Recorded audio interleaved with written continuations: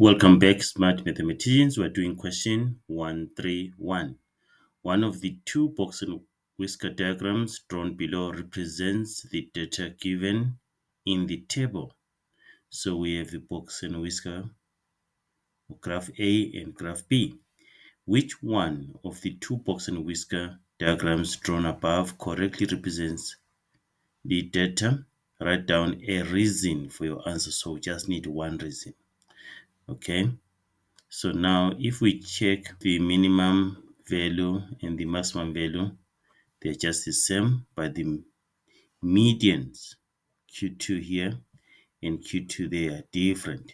So which one is correct here? We can use the median to check. So the median for this data set is, you check the data is arranged. So you see, how do you find the median position? Median position. But this one is easy. You can see that it's 18 and 19. But let's just use the formula to find the median position. It's 18 plus 1 divided by 2.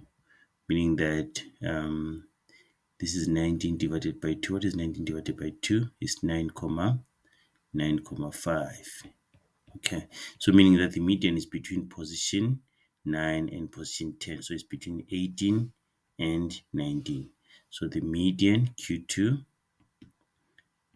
is equal to 18 plus 19 divided by 2, which is 18,5. Okay, so let's check the one with the median of 18,5, which is this one here. See that? Okay, right, this one the median is 30, so it's out. So the answer is graph B. Graph B represents what? Represents the data set. Okay, right. And then we could also use other things, like we can find the lower quartile, we can find the upper quartile, we can find the interquartile range. Any of the valid reasons there will be fine. Like you can see the lower quartile will be 14, the upper quartile will be 35. You see, check that. Okay, this is 14 here, this is 35. So confirms that graph B is the one which is representing the data set.